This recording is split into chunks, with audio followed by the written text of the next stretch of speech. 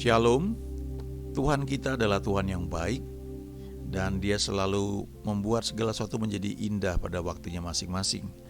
Alkitab berkata God is love, dan karena God is love, kita bisa percaya bahwa Dia selalu mau merancangkan yang baik buat kita. Kita nyanyikan satu lagu ya, Kasih dari Surga Memenuhi Tempat Ini.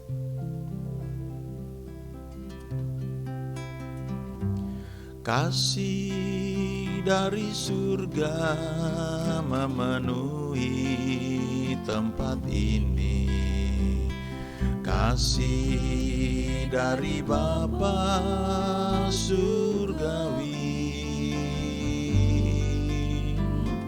Kasih dari Yesus mengalir di hatiku, membuat damai di hidupku. Mengalir kasih dari tempat tinggi, mengalir kasih dari tata Allah Bapa, mengalir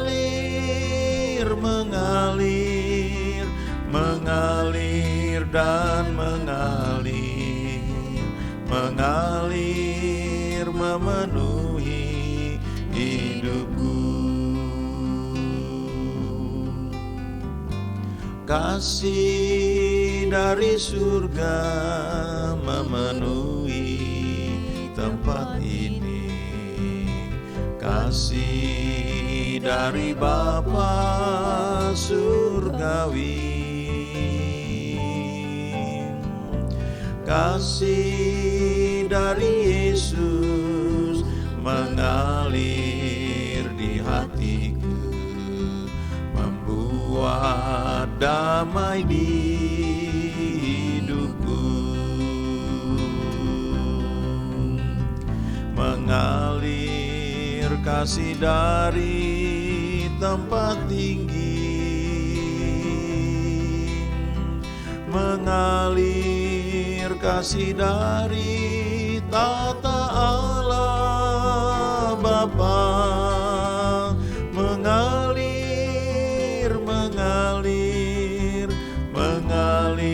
dan mengalir memenuhi hidupku. Mengalir kasih dari tempat tinggi, mengalir kasih dari tata Allah Bapa, mengalir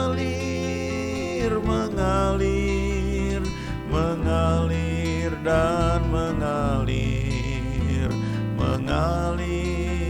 memenuhi hidupku.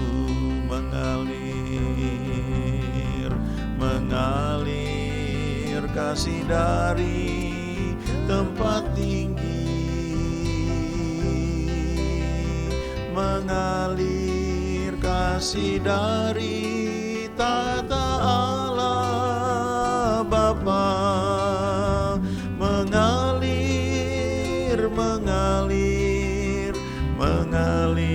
dan mengalir memenuhi hidupku. Mengalir memenuhi hidupku.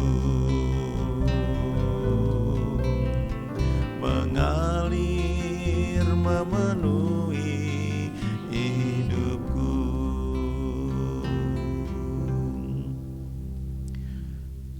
Rasul Paulus di surat kepada jemaat Efesus menuliskan beberapa hal yang ia doakan kepada jemaat di Efesus.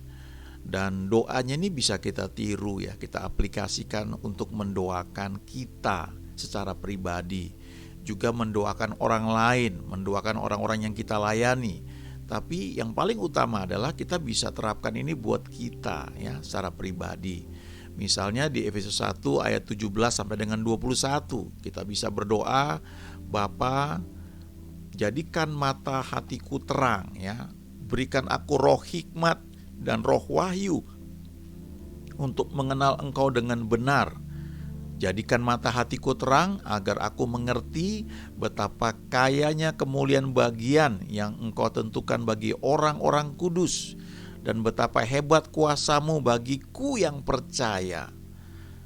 Dan aku boleh mengalami hal itu, bahwa betapa hebat kuasa-Mu yang Kau kerjakan di dalam Kristus dengan membangkitkan Dia dari antara orang mati, mendudukkan Dia di sebelah kanan-Mu di sorga, dan itu jauh lebih tinggi dari segala pemerintah dan penguasa dan kekuasaan dan kerajaan dan tiap-tiap nama yang dapat disebut, bukan hanya di dunia ini saja, melainkan juga di dunia yang akan datang.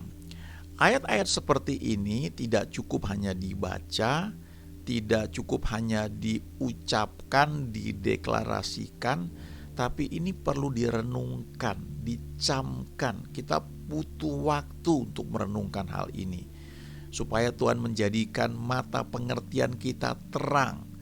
Mata pengertian itu kalau dalam bahasa aslinya itu dianoia, itu termasuk bagian dari kita yang bisa melihat dalam alam rohani, dalam imajinasi. Diceritakan ya bahwa sesuatu itu diciptakan 2 kali. Sebelum seorang arsitek itu menggambar rumah dan membuat itu menjadi kenyataan, maka dia melihat dalam imajinasinya dulu rumahnya seperti apa. Lalu dia tuangkan dalam coret-coretan, kemudian dia hapus, dia ganti lagi. Dia membayangkan sebelum dia bisa menuliskan, menggambarkannya dalam suatu kertas kerja, lalu nantinya diwujudkan menjadi sebuah rumah yang betul-betul ada, real. Jadi sangat penting ini masalah imajinasi ya, itu bagian dari mata hati kita, mata pengertian kita. Seringkali sebagian orang kalau berdoa itu yang ada dalam bayangannya adalah ketakutan, Tuhan itu marah, lalu ada malapetaka, kekhawatiran, itu mengisi alam imajinasinya. Kita mesti belajar ya, mengizinkan Tuhan menjadikan mata hati kita ini terang, gak burem gitu. Mata hati yang terang tuh bisa melihat jauh dekat, bisa melihat hal-hal yang mungkin agak redup ya. Kalau dalam alam fisik itu ada mata minus. Mata minus itu gak bisa melihat hal-hal yang terlalu jauh, perlu pakai kacamata. Sebaliknya ada mata plus itu nggak bisa melihat hal-hal yang dekat. Jadi kalau baca koran yang harusnya bisa dalam jarak 25 cm, 30 cm, maka nggak bisa. Harus digeser cukup jauh. Kadang-kadang sampai setengah meter baru bisa kebaca. Untuk itu diperlukan kacamata plus. Tapi ada juga mata tua namanya ya, nggak bisa lihat terlalu jauh, nggak bisa lihat terlalu dekat. Jadi pakai kacamatanya bifokus ya, plus minus. Ada juga yang mata rabun sore, kalau sudah agak gelap kurang cahaya dia nggak bisa lihat. Itu dalam alam jasmani, dalam alam rohani mata hati ya seperti itu. Kalau kita nggak cukup terang, kita sulit melihat hal-hal yang jauh, kita sulit untuk membayangkan hal-hal yang baik yang akan datang yang Tuhan sediakan. Kalau dikatakan di Yeremia 29 ayat 11, sebab aku ini mengetahui rancangan-rancangan apa yang ada padaku mengenai kamu, yaitu rancangan yang mendatangkan damai sejahtera untuk memberikan kepadamu hari depan yang penuh harapan. Kadang-kadang sulit buat kita membayangkan hal itu seperti apa ya. Padahal ini penting sekali ya. Seorang hamba Tuhan ya, dia menggembalakan gereja yang besar sekali ketika dia mulai belajar yang namanya dimensi keempat. Ketika dia berdoa untuk sesuatu, dia mengizinkan Roh Kudus itu menggunakan imajinasinya untuk membayangkan apa yang dia doakan itu, apa yang dia harapkan itu, sebelum hal itu menjadi kenyataan. Ya, jadi itu penting sekali ini mata hati ya, atau mata pengertian. Kalau kita punya mata hati yang terang, kita juga bisa percaya Tuhan untuk hal sepele, hal yang kecil, yang dekat, yang terjadi. Kita bisa percaya untuk Sesuatu yang kita harapkan, kita doakan untuk 1 jam, 2 jam ke depan. Kita mau berangkat misalnya, nampaknya hujan deras ya. Bagaimana kita bisa percaya? Kita berdoa, tentu kita ya ada payung boleh, tapi pernah nggak kita doakan, Tuhan tolong supaya saya waktu berangkat nanti hujannya berhenti ya. Dan waktu kita mau jalan tiba-tiba hujan berhenti. Begitu kita naik mobil atau naik angkot misalnya, hujan turun tapi kita sudah dalam angkot. Hujan deras tapi kita aman dalam angkot. Begitu sampai di tempat tujuan kita mau turun, hujannya berhenti. Pernah nggak ngalamin seperti itu? Itu hal sepele, tapi itu tersedia bagi kita yang percaya. Ya, ada orang-orang yang sulit percaya Tuhan ketika suasana nampaknya gelap, redup. Hanya punya iman dalam satu kebaktian. Ya, dia Allah yang ajaib, dia Tuhan yang luar biasa. Aku percaya, hatiku percaya. Tapi begitu sendirian, ya, menghadapi situasi, nampaknya nggak bisa percaya atau sulit percaya bahwa Tuhan mau menolong. Nah, ini bagian dari apa yang Paulus doakan supaya jemaat di Efesus ini mata hatinya terang sehingga bisa mengerti tentang pengharapan yang Tuhan sediakan, tentang kekayaan kemuliaan yang Tuhan sediakan. Ya, hari ini mungkin Bapak, Ibu atau teman-teman mengalami kesulitan. Mungkin di situasi pandemi ini gak kebayang ya, mau kemana atau mau sekolah di mana. Coba berdoa, doakan hal ini supaya Tuhan menjadikan mata hatimu terang. Dan kau akan melihat bagaimana Tuhan menuntun hidupmu. Ya. Lalu Paulus juga mendoakan beberapa hal ya di kitab Efesus ini. Tapi kali ini saya mau ajak kita baca dari Efesus 3 ya. Ayat 16 sampai dengan ayat 20.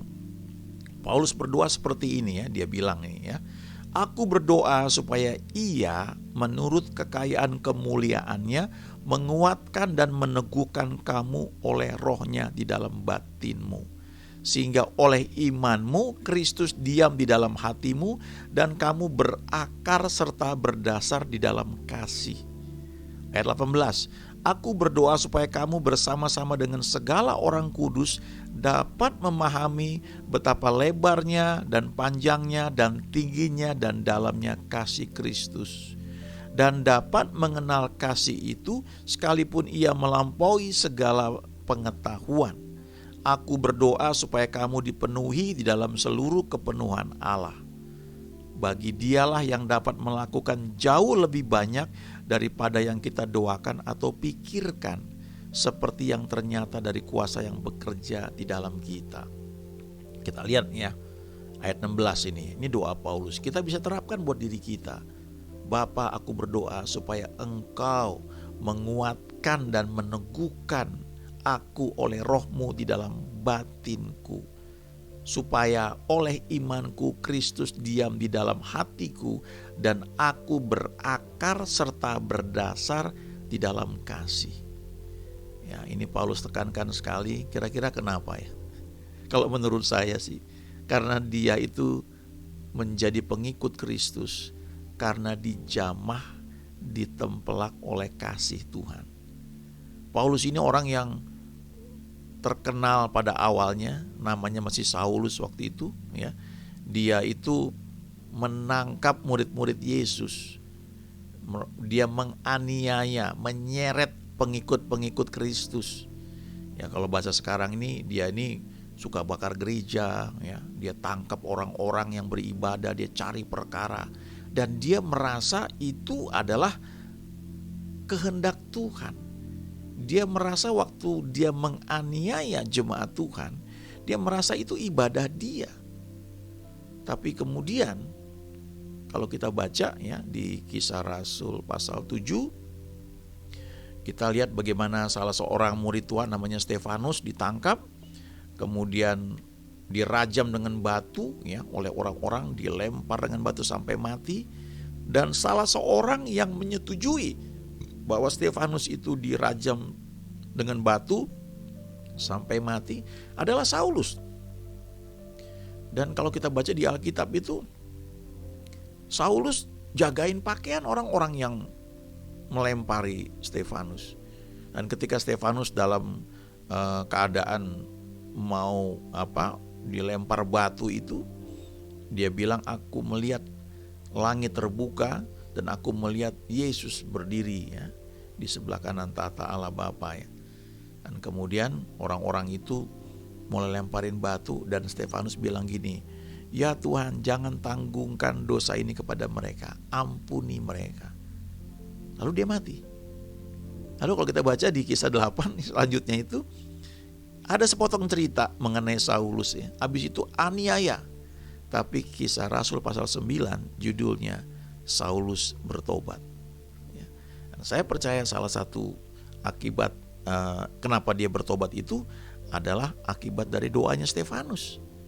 Stefanus sedang dirajam batu ya, dan Saulus ada di situ. Saulusnya setuju Stefanus dibunuh seperti itu, tapi si Stefanusnya berdoa. Dia berdoa supaya Tuhan mengampuni orang-orang itu. Ya Tuhan, janganlah tangguhkan dosa ini kepada mereka. Dan dengan perkataan itu meninggallah ia. Itu Kisah Rasul pasal 7 ya. Pasal 8 cuma ada kalimat Saulus juga setuju bahwa Stefanus mati dibunuh. Dan kemudian selanjutnya cerita mengenai aniaya. Ya. Tapi pasal 9 Saulus bertobat. Kenapa bisa bertobat? Dia berjumpa dengan Yesus di tengah jalan. Bagaimana perjumpaannya? Begitu berjumpa ada cahaya terang dari langit. Saulus jatuh dan dia dengar satu suara, "Saulus, Saulus, mengapa engkau menganiaya aku?" Dan dia kaget. Dan dia tanya, "Siapakah engkau Tuhan?" Lalu Yesus berkata, "Akulah Yesus yang engkau aniaya itu." Nah, perhatikan baik-baik, yang dianiaya itu pengikut Kristus.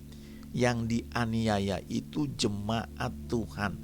Yang dianiaya itu gereja Tuhan. Gereja itu jemaatnya Tuhan Yesus. Kepala gerejanya yaitu Yesus ada di surga. Tapi waktu jemaatnya dianiaya, tubuhnya dianiaya, kepalanya bilang, "Kalian menganiaya aku."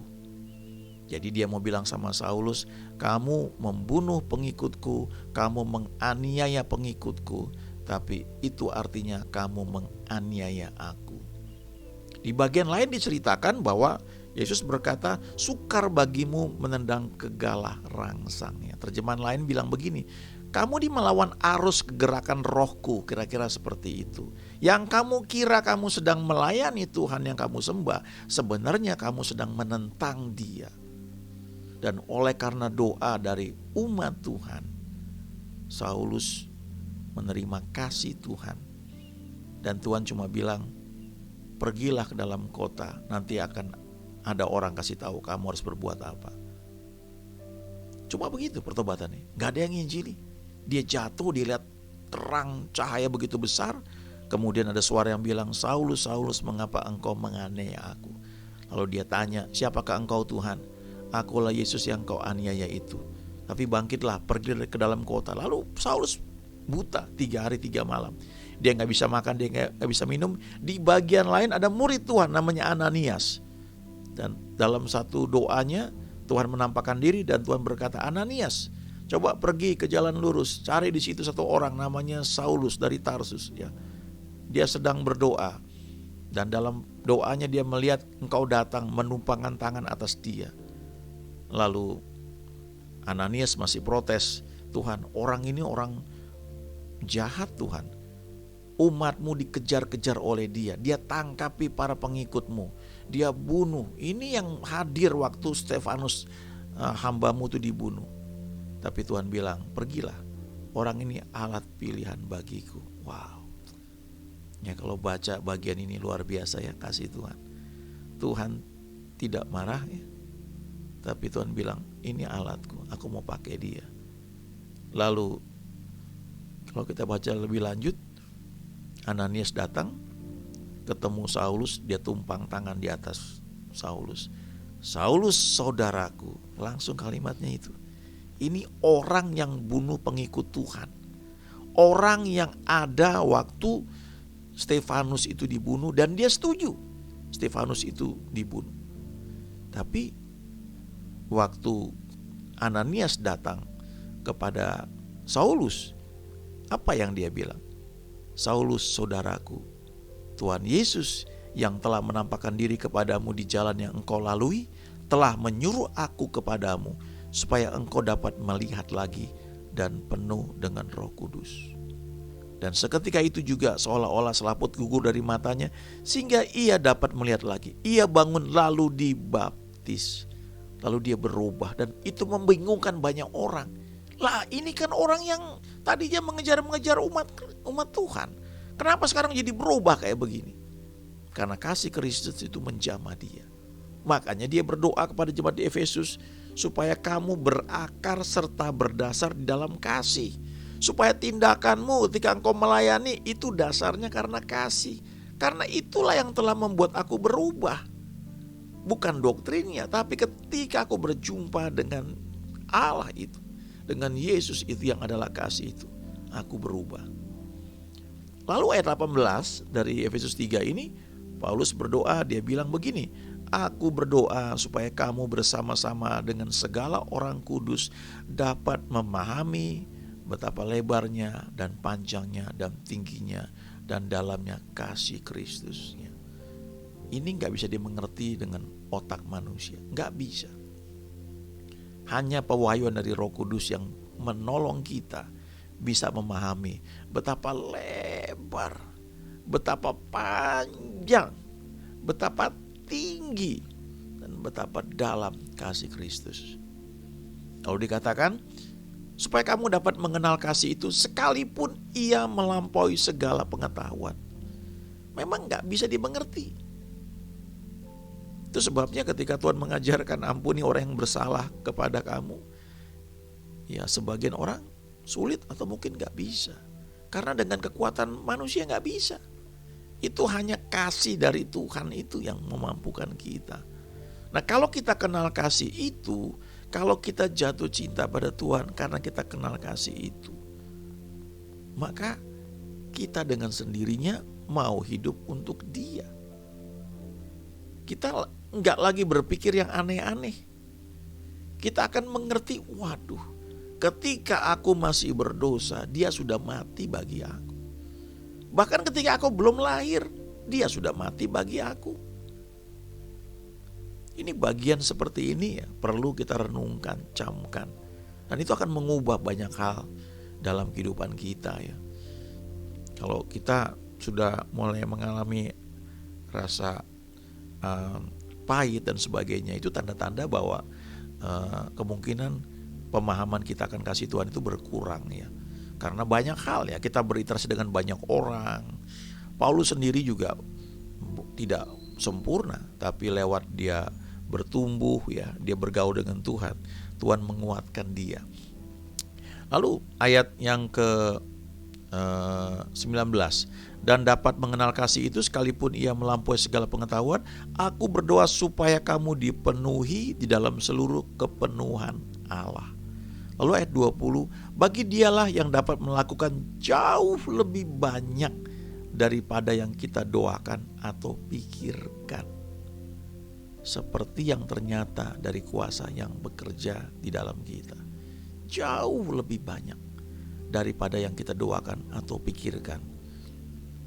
Saya melihat ya, seringkali Tuhan pakai kita untuk mendoakan seseorang, mendoakan beberapa orang.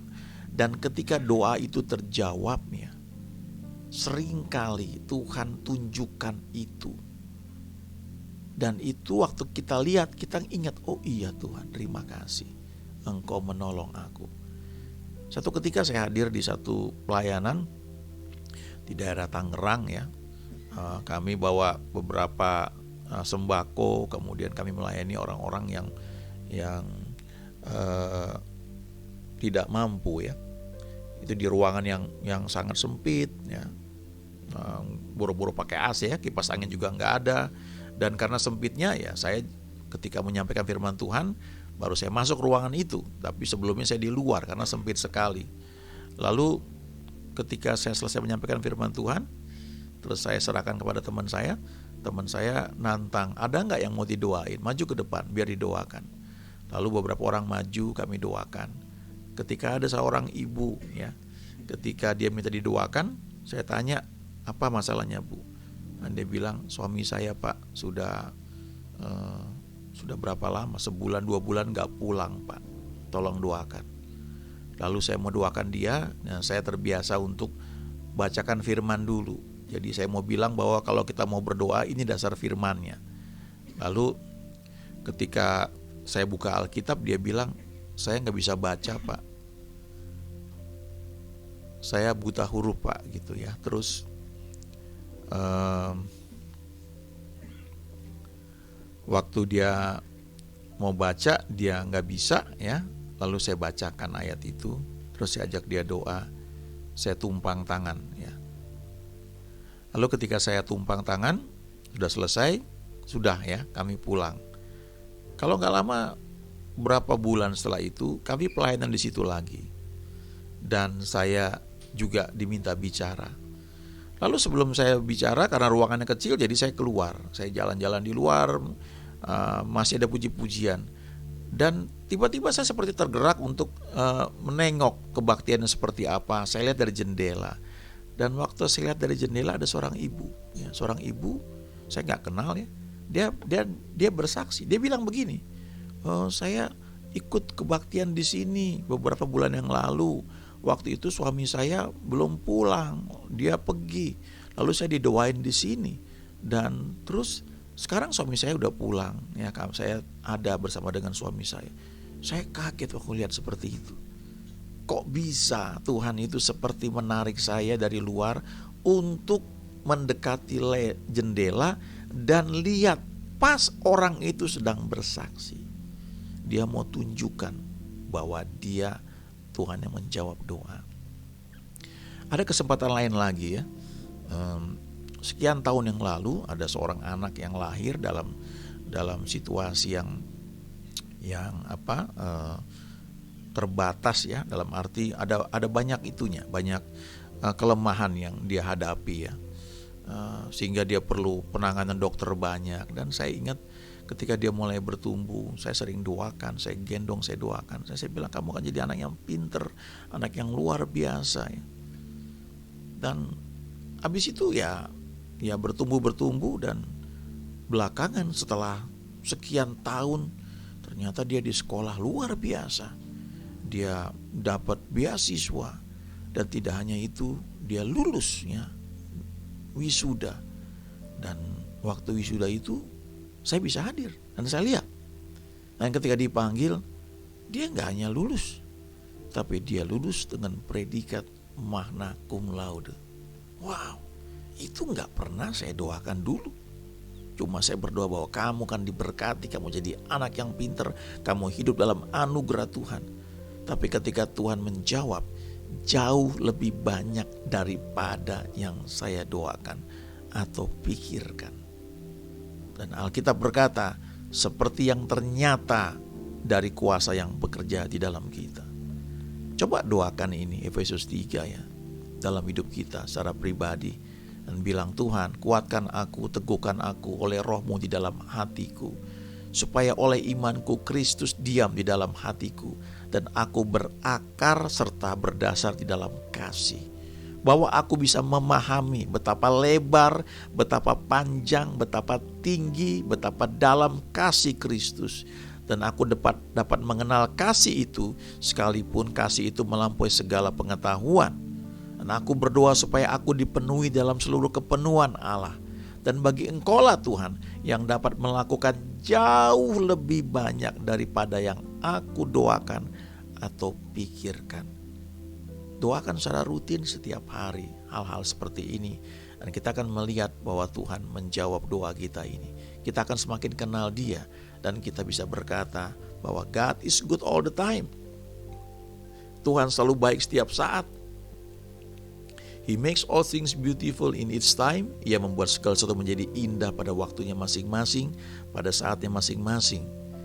Dan kita boleh percaya seperti firman Tuhan katakan bahwa God is love. Allah adalah kasih. Terima kasih Tuhan, ajari kami lebih jauh lagi sehingga kami boleh hidup dalam pewahyuan tentang kasih-Mu bagi kami Tuhan. Terima kasih, dalam nama Yesus kami sudah berdoa. Amin.